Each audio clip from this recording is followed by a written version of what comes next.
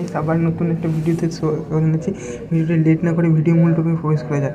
তো draft routine যেটা বলা যায় যে ফার্স্ট ও ফোর্থ সেমিস্টার যাদের কোনো একটা সেমিস্টার সাপ্লি ছিল তাদের তো বেড়ে গেছে 25শে নভেম্বর সম্ভবত, তো আমি ঠিক ডেটটা জানি না।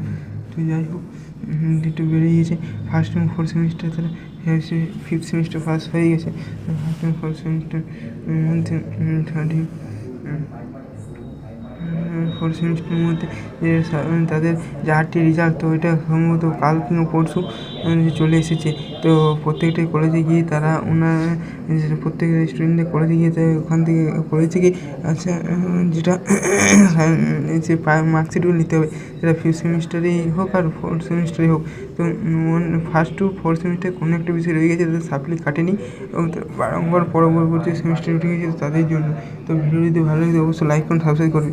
আর এখানে একটা মেন ব্যাপার রয়েছে, ব্যাপারটা যে draft exam programme should not be circulated to the student. মানে ড্রাফট রুটিন স্টুডেন্টদের জন্য একবার যে প্রচারিত যে এটাই যে ডেট ফাইনাল, তো সেরকম কোনো নিয়ম নেই।